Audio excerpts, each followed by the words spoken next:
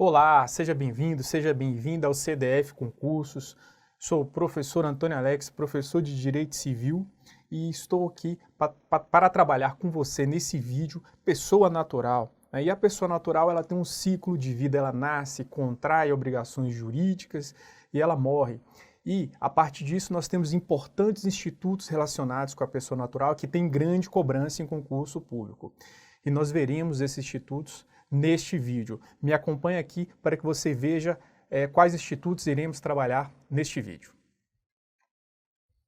Então, vamos trabalhar pessoa natural, né? E o primeiro tópico relacionado com pessoa natural é personalidade civil. Em seguida, vamos trabalhar a capacidade civil, a emancipação, o instituto da curatela, o domicílio da pessoa natural, contrato, uma introdução ao direito dos contratos e, por fim, a extinção da pessoa natural. Vamos avançar? O que vem a ser personalidade? Então, antes de trabalharmos o conceito de personalidade, é interessante que façamos a leitura dos dois primeiros artigos do Código Civil que nos permitem compreensão desse importante instituto e de outros institutos. Vamos fazer a leitura juntos? Toda pessoa é capaz de direitos e deveres na ordem civil. O que esse artigo ele quer dizer? Que toda pessoa, seja a pessoa natural e também a pessoa jurídica, eles são sujeitos de direitos e deveres na ordem civil. Entretanto, na aula de hoje, vamos concentrar o nosso estudo nas pessoas naturais. No artigo 2º, a personalidade civil da pessoa começa do nascimento com vida, mas a lei põe a salvo, desde a concepção, os direitos do nascituro. Então, na leitura desse artigo aqui, é interessante fazer essa divisão, que nós temos importantes conceitos aqui a partir dessa divisão. O primeiro é que a personalidade civil da pessoa natural, ela começa quando? Então, o seu termo inicial é a partir do nascimento com vida. E essa segunda parte do artigo, o que ele quer nos dizer? Mas a lei põe a salvo desde a concepção os direitos do nascituro. Ou seja, desde a fecundação, né, quando o espermatozoide se encontra aí com o óvulo, né, esse ser aí, né, que é originado a partir da fecundação, né, chamado de nascituro, ele possui já proteção em relação a alguns direitos, são os chamados direitos de personalidade. Então, ele possui proteção de direitos não patrimoniais. Então, fizemos aqui a leitura, né, juntamente dos dois iniciais artigos aí do Código Civil que nos permite realizar algumas reflexões sobre importantes institutos. O primeiro aí, a personalidade. Tá? Então, quando começa a personalidade da pessoa natural? A partir do seu nascimento com vida. E a partir daí, passamos a estudar outros importantes institutos. Me acompanha aqui na tela? Então, né, só repetindo aqui, então o que vem a ser personalidade ou personalidade civil, né?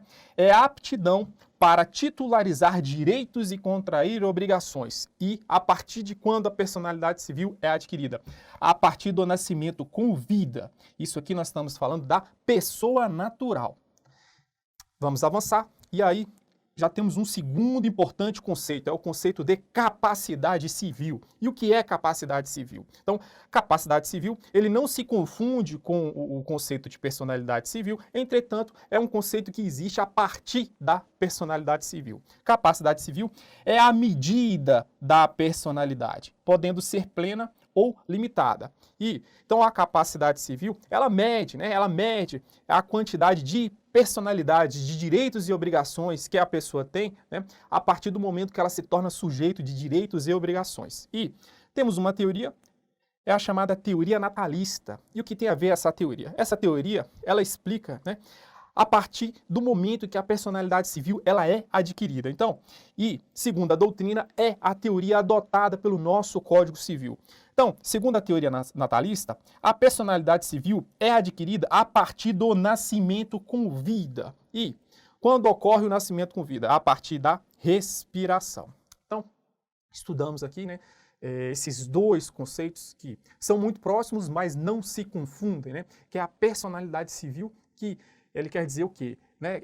É quando a pessoa ela pode ser sujeito de direitos e obrigações. E a capacidade é a medida de personalidade, a quantidade de direitos que e obrigações que a pessoa natural pode possuir. Perfeito? Vamos avançar?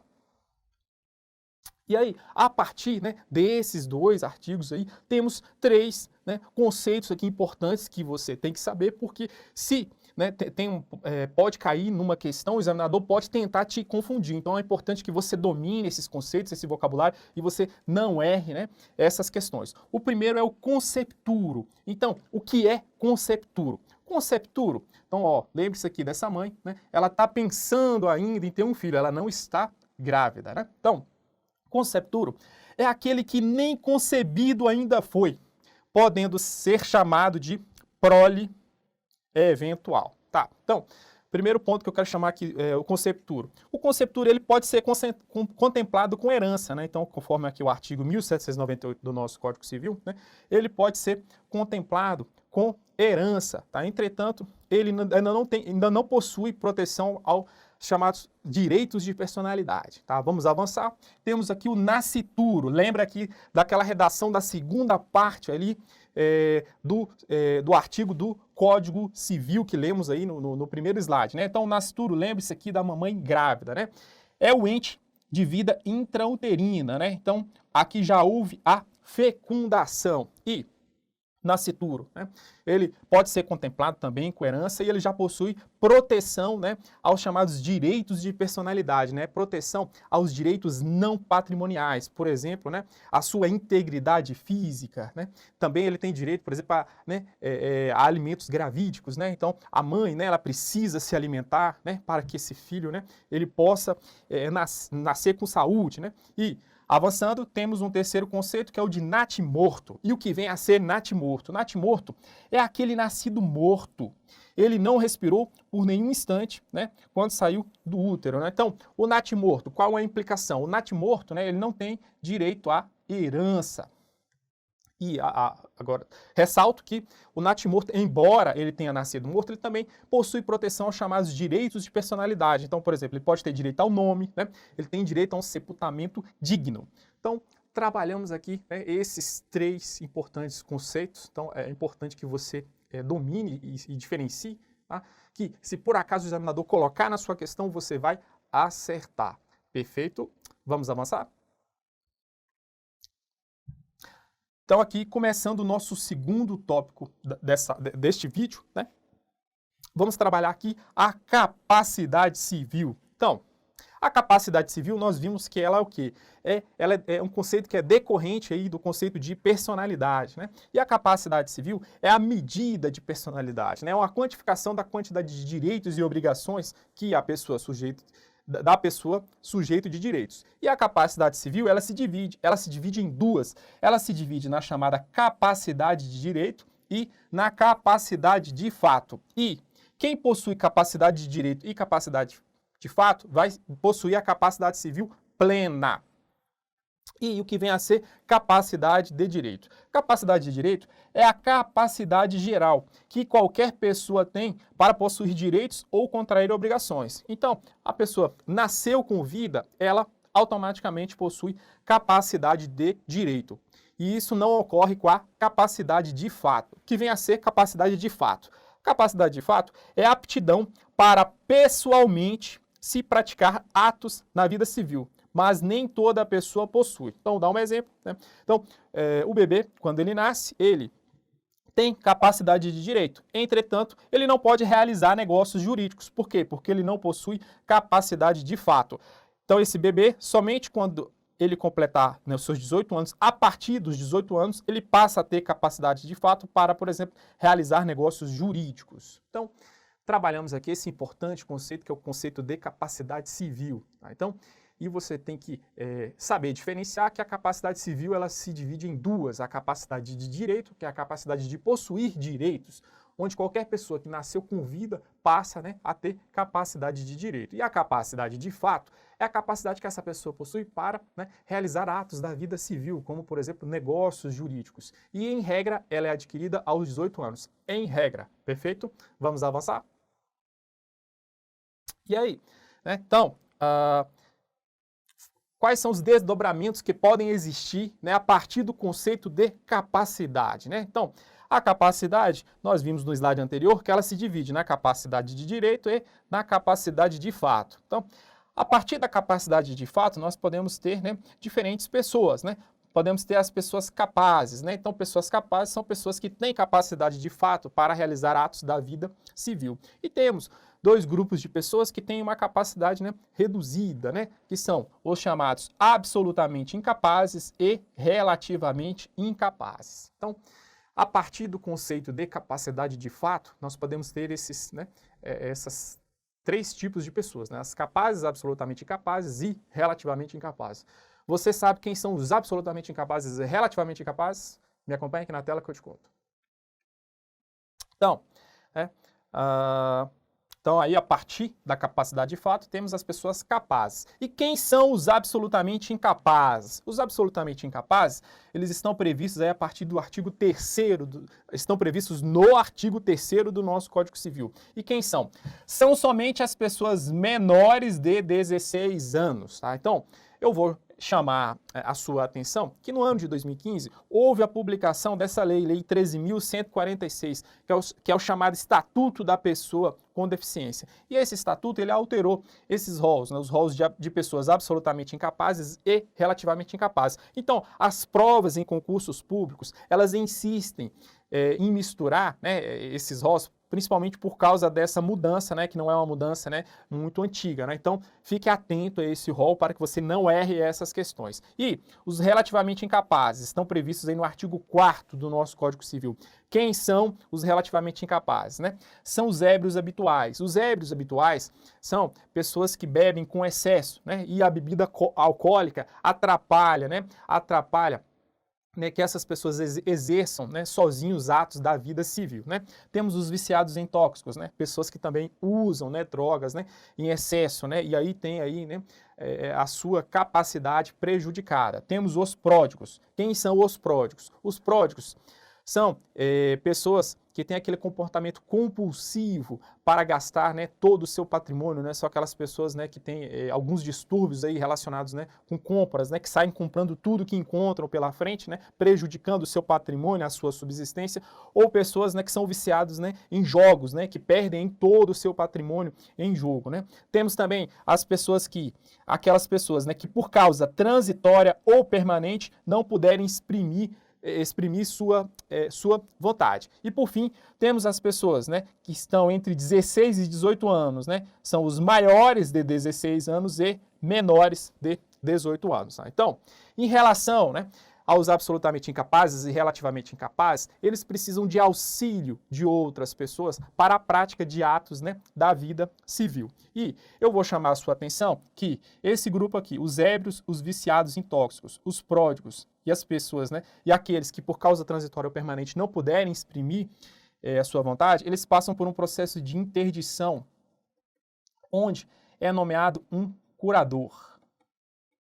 Mais à frente vamos detalhar a interdição e a curatela. Então, estudamos aqui o rol de pessoas que são absolutamente incapazes e relativamente incapazes. Então, é importante que você, né, diferencie aí esse rol, né? Chama a sua atenção que absolutamente incapazes são somente os menores de 16 anos. Perfeito? Vamos avançar? Então, né, aí dentro aí da capacidade civil, temos então o conceito de incapacidade civil. Então, o que é incapacidade civil? É a falta de capacidade de fato, tá? Então, as pessoas, né, então os incapazes, eles precisam do auxílio de outras pessoas para a prática de atos da vida civil. E como ocorre esse auxílio? Então, estudamos aí os relativamente incapazes. Então, os relativamente incapazes, eles são assistidos por outras pessoas. E os absolutamente incapazes são representados. Então, eu trouxe um macetezinho aqui para que você, né, não erre mais e não confunda quem vai auxiliar aí o absolutamente e o relativamente incapaz. Então, quando for relativamente incapaz, lembre do ria, né? Aquela pessoa que é feliz, a pessoa para ser feliz, né, ela tem que sorrir, né? Ela ria, né? Então, o ria, o relativamente incapaz, ele é assistido. E qual é o contrário de ria? É AIR, né? Então, o absolutamente incapaz, ele é representado. Então, macetezinho aí, tá? Então, aprenda aí o macetezinho. Além disso, temos dois conceitos aí que os examinadores às vezes podem colocar em provas, né? Para te confundir, são os menores impúberes e púberes, tá? Quem são os impúberes? Os menores púberes são os absolutamente incapazes, são os menores de 16 anos. E os menores púberes são os maiores de 16 e menores de 18 anos. Então, estudamos aqui, né, esse conceito de incapacidade civil e a decorrência da incapacidade, que é o auxílio que as pessoas absolutamente e relativamente incapazes precisam de outras pessoas para a prática de atos da vida civil, né? Então, o RIA, os relativamente incapazes, são assistidos, né? E o ARR, os absolutamente incapazes, são representados. Perfeito? Vamos avançar? Vamos praticar. Como é que isso cai em prova, professor? Vamos lá, vamos fazer juntos aqui para que você veja como cai em prova.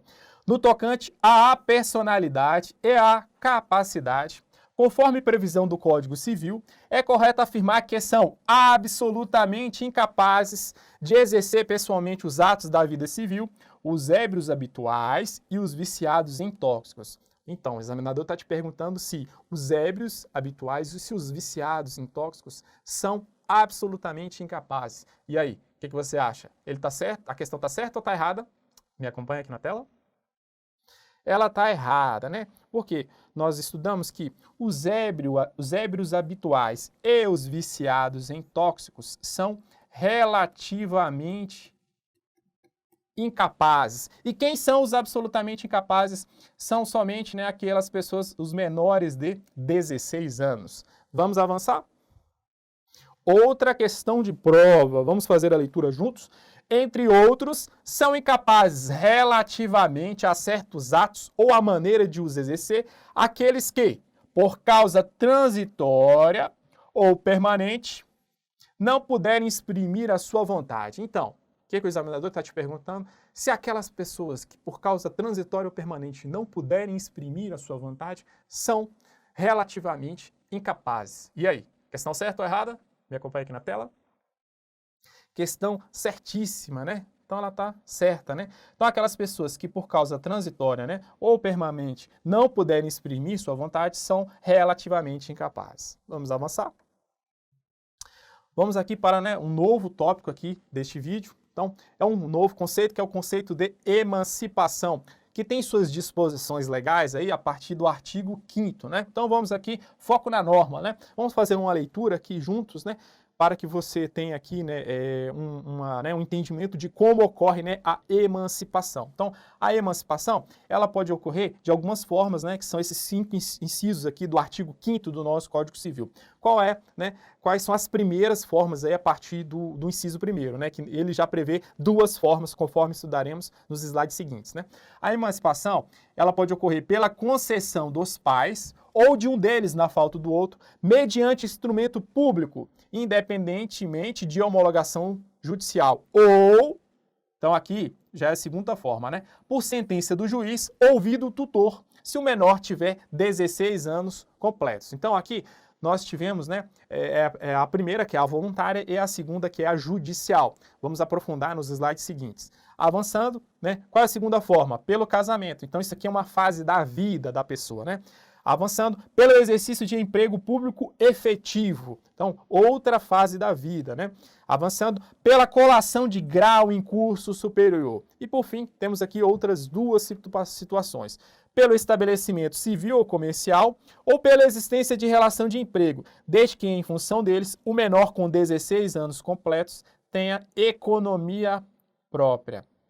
Então, conforme o artigo 5º do nosso Código Civil, essas são as situações em que pode ocorrer a emancipação. E o que vem a ser a emancipação?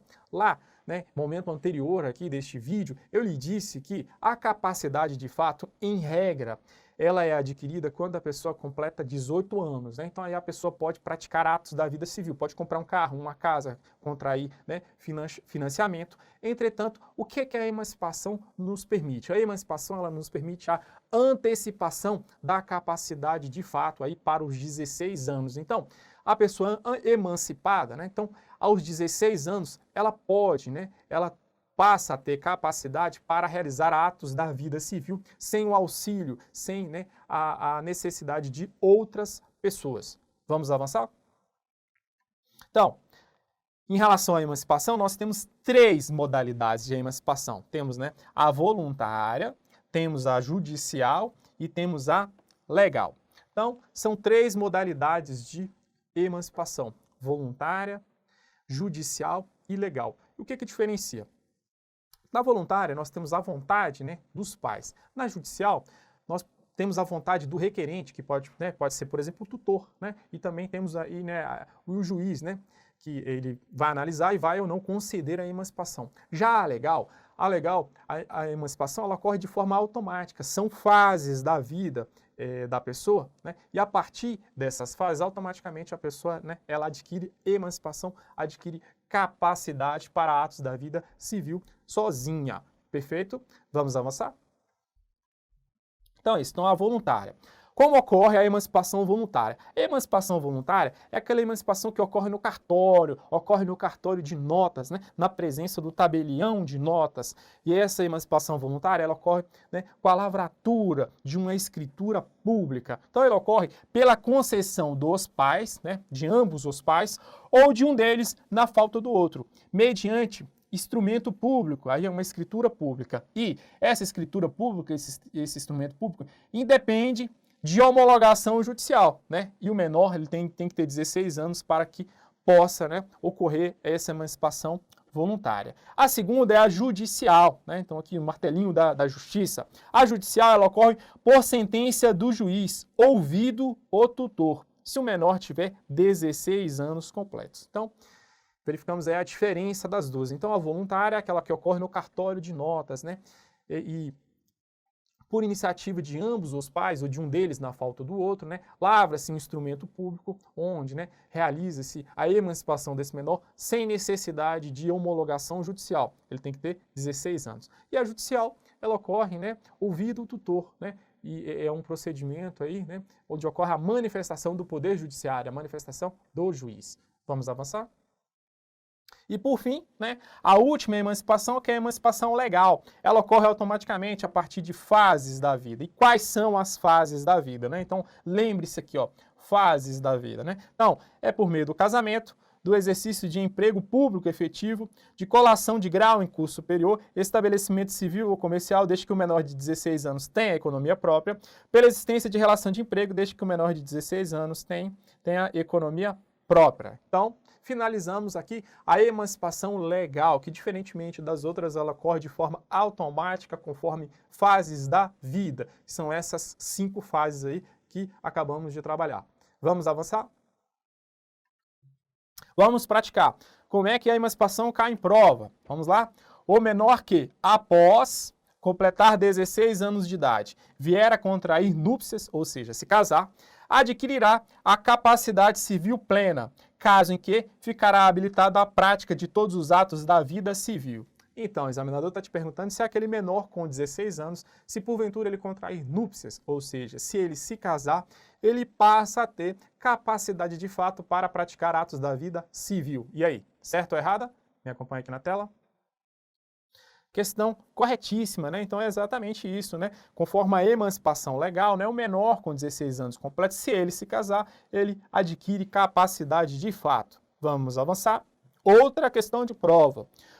O menor que for emancipado aos 16 anos de idade em razão de casamento civil e que se separar judicialmente aos 17 anos de idade, retornará ao status de relativamente incapaz. Então, examinador, capcioso esse examinador, né? O que ele está te perguntando? Se aquele menor, né, de 16 anos, que se tornou capaz, né, se emancipou por causa do casamento, né? Então, se logo em seguida ele se separar, ele retorna, né? Ele retorna para o status de incapaz. E aí, essa questão é certa ou errada? Me acompanha aqui na tela. Então, essa questão é errada. Por que ela é errada? Uma vez, né, que o menor ele, né, adquiriu a capacidade civil aí, né, por meio da emancipação através do casamento, se ele se separar, ele não volta ao status de incapaz. Só teria uma situação, nesse caso de casamento, que ele voltaria. Se porventura o casamento fosse anulado. Entretanto, aqui, né, ocorreu um quê, né? Ocorreu uma separação, tá? Então, se porventura ocorrer separação ou divórcio,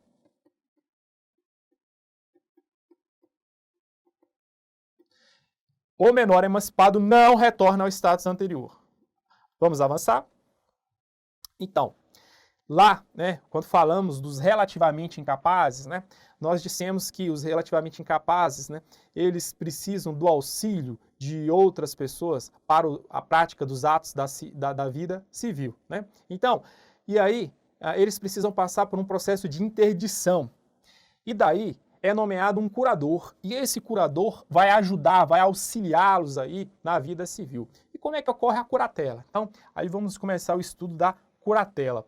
Né? As disposições relacionadas com a curatela, né, elas estão aqui a partir desse artigo aqui, 1767 do nosso Código Civil. Então, qual é o conceito de curatela? O conceito de curatela é o encargo, né, é o ônus, né, é o encargo conferido por lei a uma pessoa capaz para que essa pessoa possa reger a pessoa e administrar os bens da pessoa que não possa fazer por si.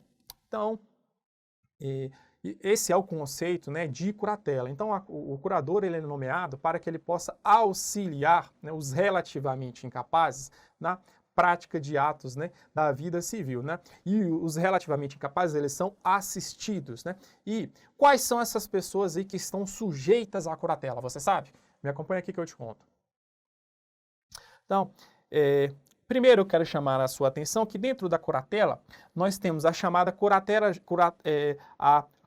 ou curadoria geral, que se aplica, né, de forma geral a certas pessoas, e temos a curatela especial. A curatela especial se aplica tendo em vista condições especiais de algumas pessoas. Um exemplo, né, exemplos de curadoria especial, antes de falarmos aqui da geral, curadoria especial é, por exemplo, o preso, né, o nascituro, o concepturo. Entretanto, tendo em vista o objetivo da nossa aula de hoje, vamos concentrar no estudo da curadoria geral. Tá?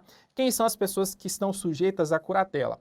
São, os ébrios habituais, os viciados em tóxicos, os pródigos e aquelas pessoas que por causa transitória ou permanente não puderem exprimir a sua vontade. Quem são essas pessoas aqui? São relativamente incapazes. Lembre-se lá do início da nossa aula, né? Tá? Aqui nós não temos quem, né? Dentro do rol de pessoas relativamente incapazes, nós não temos as pessoas que estão entre 16 e 18 anos. Por quê? No caso dessas pessoas aqui, quem auxilia essas pessoas na prática dos atos da vida civil é o tutor, tá? Então, em relação à curatela, né, então são essas pessoas que estão sujeitas à curatela geral. E como ocorre, né? E como ocorre o procedimento aí de instituição da curatela? O procedimento de instituição da curatela é um procedimento de jurisdição voluntária, tá? Tem as suas disposições reguladas e previstas a partir do artigo 747 do nosso Código Civil.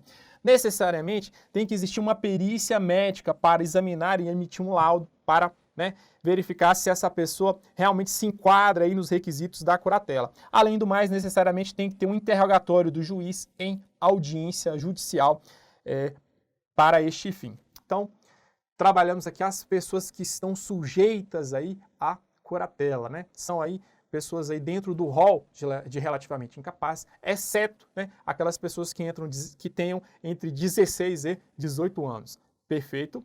Vamos avançar? Aqui, começando, né, o nosso novo tópico aí deste vídeo, né, o domicílio da pessoa natural. Né? Então, por que estudar o domicílio da pessoa natural neste vídeo? Porque a pessoa natural ela é um sujeito de direitos, né, e ela tem todo um ciclo de vida. Então, ela nasce, ela contrai obrigações e direitos aí ao longo da sua vida civil e ela morre. Né? E o domicílio tem relação direta aí com a pessoa quando ela contrai direitos e contrai obrigações. Então, e qual é o conceito de domicílio? O conceito de domicílio, conforme o nosso Código Civil, ele não pode se confundir com residência e habitação, embora, em alguns momentos, residência e habitação possam ser domicílios, né? Isso porque o domicílio ele é um conceito mais amplo do que residência e habitação. Residência e habitação são situações de fato. Já o conceito de domicílio é um conceito legal. Então, a lei que nos traz o conceito de domicílio. E qual é o conceito que a lei nos traz? O domicílio é o local em que a pessoa ela é fixada para que ela possa ser sujeito de direitos e deveres. Tá? E, além do mais, o domicílio ele se aplica tanto, né, à pessoa natural, pessoa física, como à pessoa jurídica. Então, trabalhamos aqui o conceito de domicílio. Então, o conceito de domicílio, né, ele não pode se confundir com o conceito de residência ou habitação, porque ele é um conceito mais amplo, né? E o conceito de domicílio é um conceito legal. É a lei que nos diz o que é domicílio. E o domicílio é o local onde a pessoa ela se fixa para que ela seja sujeito de direitos e deveres aí na ordem civil. E quais são os domicílios da pessoa? Me acompanha aqui que eu te conto. Então, os domicílios, né, da pessoa natural, a regra geral que o domicílio da pessoa natural é o lugar onde a pessoa se estabelece, onde é o lugar onde a pessoa estabelece residência com ânimo definitivo. Disposição aí no artigo 70 do nosso Código Civil. E se a pessoa tiver uma diversidade de residências, mais de uma residência, onde ele vive, né, de forma alternativa, né? Então ele trabalha numa cidade, ele mora numa cidade em outra, né? Então, se ele tiver uma diversidade de residências, qualquer delas será o seu domicílio, conforme o artigo 71 do nosso Código Civil. E o local que a pessoa trabalha também pode ser domicílio? Pode. Então, o lugar de exercício da profissão pode sim também ser domicílio, tendo em vista relações concernentes à profissão desta pessoa, conforme o artigo 72 do nosso Código Civil. Então, a regra geral do nosso Código Civil é a pluralidade de domicílios, né? Então, a pessoa, ela possui, em regra, né, 2 domicílios, que é pelo menos o domicílio de sua residência e o domicílio do seu trabalho. Além do mais, se ela possuir mais de uma residência, né, ele pode ter mais que 2 domicílios.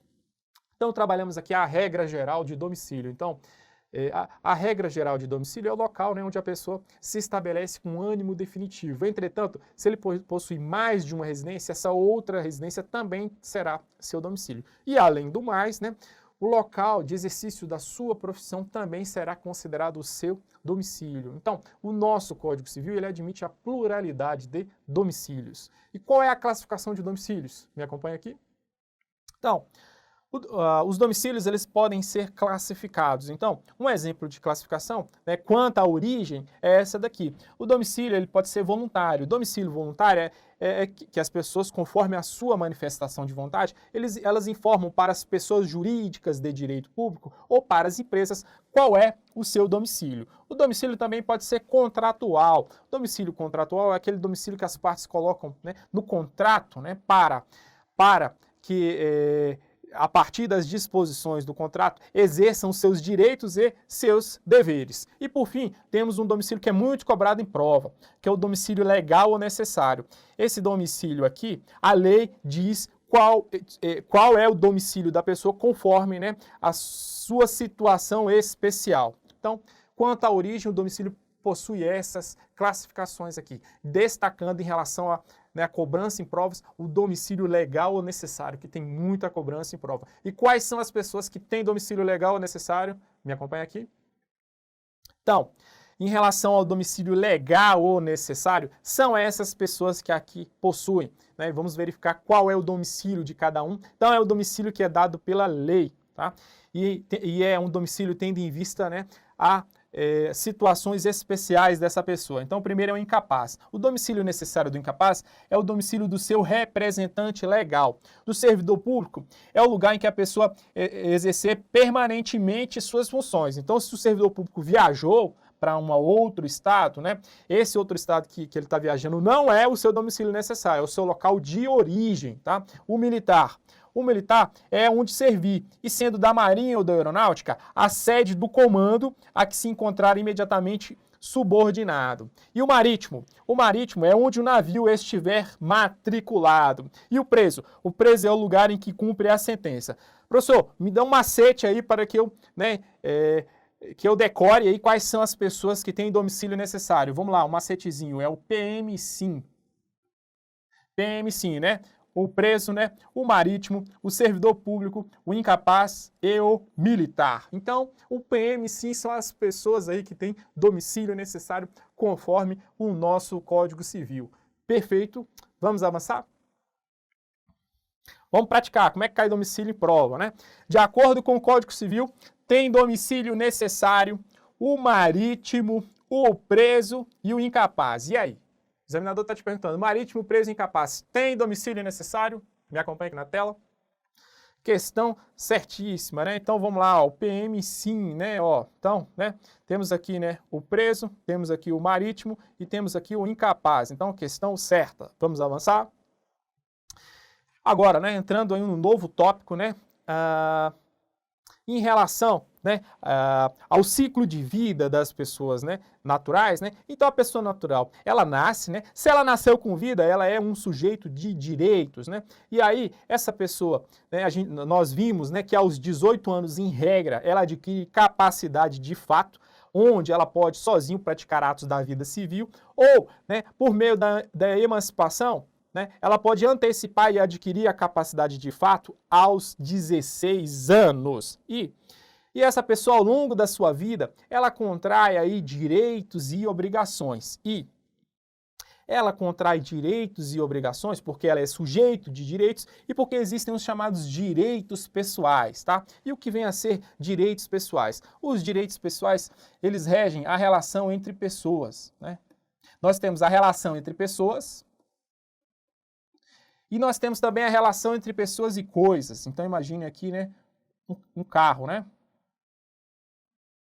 Então, os direitos pessoais, eles regem a relação entre pessoas. E, a partir das obrigações, as pessoas contraem direitos e deveres em si. E qual é a principal fonte de obrigação do direito brasileiro? É o contrato. E nós também temos a relação entre pessoas e bens, né? Bens são coisas, né, de valor aí, econômico ou jurídico. E o que regula a relação no Código Civil entre pessoas e coisas são os direitos reais, né? Então, nós podemos ter uma classificação do direito aí em relação à patrimonialidade, né? E dentro dessa classificação, primeiro nós podemos ter os direitos não patrimoniais, né? E nos direitos não patrimoniais, nós temos aí os chamados direitos de personalidade e temos também o direito de família. Já dentro dos direitos patrimoniais, temos aí os direitos reais, que são disposições legais que regulam aí a relação entre pessoa, né, entre as pessoas e os bens, que são coisas de valor econômico ou jurídico, e temos também, né, os direitos obrigacionais, né, e pessoais. Exemplo aí, o direito das obrigações, né? E qual é a principal fonte de direito das obrigações? Os contratos, né? Então, por meio dos direitos, né, obrigacionais, as pessoas contratam direitos, né, e deveres aí na ordem civil. E a principal fonte de direitos, né, obrigacionais no Brasil são os contratos. E o que são os contratos? Me acompanha aqui? Então, os contratos, né, são, né, em regra, né, aí dentro do direito das obrigações, né, então, o contrato, ele está dentro do direito das obrigações. E o direito das obrigações, ele regula uma relação existente entre um credor, em regra, entre um credor e um devedor, podem possuir, né, pluralidade de credor, mais de um credor ou mais de um devedor, né, e existe uma prestação, né? Então nós temos os agentes, que é o credor e o devedor, e temos uma prestação. E também temos um elemento imaterial, que é um vínculo que liga o credor ao devedor. Então, o direito das obrigações ele regula, né, relações jurídicas horizontais existentes entre pessoas, diferentemente dos direitos reais. Nos direitos reais são relações, né, verticais existentes entre, né, pessoas, né, e bens. Então, o contrato, que é a principal fonte de direito, né, no país, ele está dentro do direito das obrigações. E uma obrigação, em regra, é uma relação existente entre um credor e um devedor, que são os agentes. Existe uma prestação e existe um vínculo, né, imaterial que liga o credor ao devedor. E são relações horizontais entre, né, pessoas. Vamos avançar? E qual é o conceito de contrato, né? O conceito de contrato ele é um negócio jurídico bilateral. Por que é um negócio jurídico bilateral? Porque ele se forma a partir da manifestação de vontade de mais de uma pessoa. E um contrato, ele possui alguns requisitos necessários. E quais são esses requisitos do contrato? Então, o contrato ele possui requisitos subjetivos e possui requisitos objetivos. Os requisitos subjetivos do contrato, eles são, inicialmente, a capacidade das partes, né? Então, estudamos ali, né, algumas pessoas que não têm capacidade de fato para exercer sozinhos os atos, né, da vida civil. Então, para celebrar um contrato, as pessoas elas têm que ser capazes, né? Então, os relativamente incapazes e absolutamente incapazes podem celebrar contratos? Sim, desde que, né, os relativamente incapazes estejam assistidos, né, e desde que os absolutamente incapazes estejam representados. Então, o primeiro requisito subjetivo é a capacidade. Além do mais, né, dentro do requisito subjetivo, a necessidade de legitimidade. O que vem a ser a legitimidade? A legitimidade é uma capacidade específica. Tá? Então, certas pessoas, além de ter capacidade, eles só podem realizar certos atos da vida civil se tiverem legitimidade. Então, por exemplo, a pessoa que é dona de um certo carro, somente ela, em regra, somente ela pode negociar esse carro, né? Porque ela é a proprietária, então ela tem que ter legitimidade. Além do mais, certos atos na vida civil, principalmente envolvendo pessoas casadas, então o marido, a depender do seu regime de casamento, né? Se ele for vender um imóvel, ele vai precisar da outorga conjugal, ou seja, da autorização da sua esposa para que ele possa, né, vender esse apartamento. Então, há necessidade de legitimidade. O outro requisito subjetivo é o consentimento. O consentimento ele ocorre porque o contrato é um negócio jurídico onde ocorre a manifestação de vontade de mais de uma parte. Então, as partes, elas discutem aí, né, as cláusulas contratuais. Então, as partes, elas têm que, ambas, né, têm que concordar aí com as cláusulas que estão dispostas no contrato. E os requisitos objetivos do contrato, né, eles estão relacionados com o objeto, né? Então, o objeto de um contrato, ele tem que ser lícito, possível, determinado, né, ou ao menos, né, determinável, né? Então, por exemplo, questões criminosas, né, elas não podem ser objetos, né, de um contrato. Por quê? Porque é um objeto ilícito, tá? Além do mais, o contrato ele precisa de forma. Qual é a forma?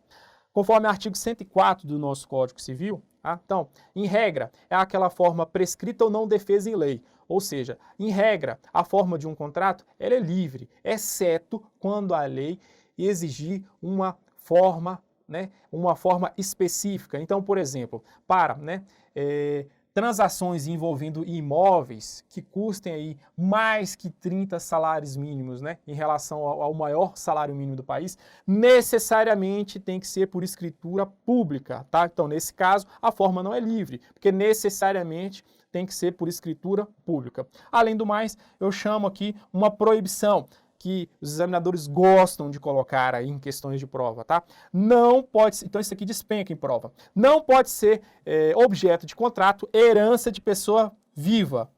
Uma proibição disposta aí no artigo 426 do nosso Código Civil. Então, trabalhamos aqui os requisitos, né, do contrato. Então, o contrato ele precisa de requisitos, né, subjetivos, né? Tem requisitos objetivos e, né, em regra, a sua forma vai ser livre, exceto quando a lei exigir uma forma, né, uma forma determinada. E chamo sua atenção que herança de pessoa viva não pode ser objeto de contrato. Vamos avançar? Vamos praticar. No caso de herança de pessoa viva, é lícito às partes tornar o referido acervo hereditário objeto de contrato, à luz da autonomia de vontade consagrada nas relações entre sujeitos privados. Então, o que o examinador está te perguntando? Se né, em relação à pessoa viva, né, podem, né, pode ser objeto de contrato aí, né, as disposições relacionadas com a herança dessa pessoa viva. E aí, questão é certa ou errada? Me acompanha aqui? Então, questão erradíssima, né? Então nós vimos ali, né, conforme o artigo 426, né, do nosso Código Civil, que a herança de pessoa viva não pode ser disposta aí por meio de contrato. Vamos avançar? Então a pessoa natural, ela possui, né, um ciclo, né? Então ela nasce, né? Ela contrai relações jurídicas, né? E a pessoa natural, ela morre, né? Então, onde ocorre aí o fim da sua personalidade civil. E em relação à extinção da pessoa natural, existem diferentes, né, disposições que regulam aí a extinção da pessoa natural. Então, quando a pessoa natural ela se extingue, né, isso pode ocorrer por meio da morte real, que é a morte natural, né? E pode ocorrer também a chamada morte presumida. E o que diferencia a morte real, a morte normal, da morte presumida? Então, a morte normal, ou morte real, ela é declarada de forma administrativa, tá? Então, tem o corpo da pessoa, os médicos, os médicos ou o médico, ele inspeciona o corpo dessa pessoa e ele constata o fim, né, das atividades cerebrais dessa pessoa. E aí, né, o médico, ele emite aí, né, um atestado de óbito. E a partir daí, o declarante vai até o cartório de registro civil de pessoas naturais e ele faz a declaração de morte dessa pessoa e é lavrada, né, a certidão de óbito. Então, é a morte que é reconhecida de forma administrativa. Já na morte presumida, não tem a presença do corpo, né, para que ele seja avaliado aí pelos médicos, para que seja declarada a morte. Então, a morte presumida, ela tem que ser declarada pela via judicial. E, né, então, como envolvem formas, né, fases judiciais, né, a morte presumida, ela pode ser declarada de uma forma mais curta ou de uma forma mais longa. Então, vamos começar aqui por essa forma mais curta da morte presumida. Ela pode ser declarada em duas situações, né? Que é no caso de guerra. Então imagine que soldados brasileiros tenham ido e representar o nosso país aí numa guerra e eles, né, desapareceram, né? Então assim, podem ter, né, tudo leva a crer que eles faleceram, né? Tiveram-se buscas, né? Então, após 2 anos, né, de esgotamento aí das buscas, né, pode ser reconhecida a morte presumida desses soldados, né? A segunda hipótese, né, é aquela de perigo de vida, né? Então, imagine, né, aquelas pessoas, né, que tendo em vista aí uma tragédia de avião, né? Não foi possível identificar aí a pessoa, né, a partir aí do corpo, que porventura está carbonizado, né? Entretanto, tinha-se a lista de passageiros e realmente sabia que essa pessoa estava lá, declara-se a morte presumida dessa pessoa. Aí, as outras formas de declaração da morte presumida são essas aqui, que são, né, de formas, né, uma forma mais longa envolvendo diferentes fases aí dentro do processo judicial. Então, imagine aquela brincadeira, né? A pessoa saiu para comprar cigarro e, né, ou então o marido saiu para comprar cigarro e nunca mais voltou, né? Então, e essa pessoa, ela deixou bens, né? Então, tem que se declarar a morte presumida, até mesmo para promover aí, né, a sucessão em relação a esses bens que a pessoa está deixando. Então, inicialmente a pessoa desapareceu, né, requer-se no Poder Judiciário a ausência da pessoa, tá? Depois da ausência, de 1 a 3 anos, declara-se a sucessão provisória. Qual é a diferença aqui? 1 ano, se essa pessoa que desapareceu não deixar procurador. 3 anos, se essa pessoa deixar procurador. Aqui, a partir do momento que o Poder Judiciário ele declara a sucessão provisória, ocorre, né, já pode ocorrer a partilha, o inventário e a partilha dos bens do ausente.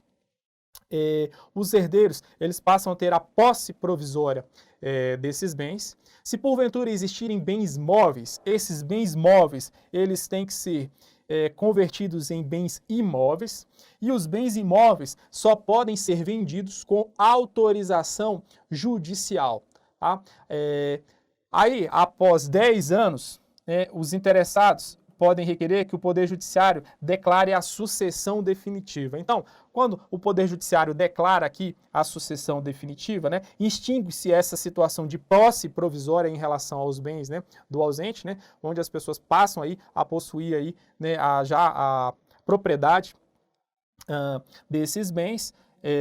Podem, inclusive, alienar esses bens aí sem necessidade de autorização judicial, e em seguida, declara-se aí a morte presumida dessa pessoa. Entretanto, se aqui, nessa fase, ninguém requerer, se não for requerida a sucessão definitiva desse ausente, os bens, eles passam para propriedade do município, do Estado ou até mesmo da União, na hipótese aí de existência de territórios. Além do mais, dentro dessa fase mais longa aqui, de declaração do ausente, se porventura, após a declaração da ausência, se o ausente, conta já com 8 anos e já está sem notícias dele, tem 5 anos que não tem notícia desse ausente já idoso, pode-se já declarar a sucessão definitiva, e a morte presumida sem esperar todo esses vários anos aqui, tá? Então,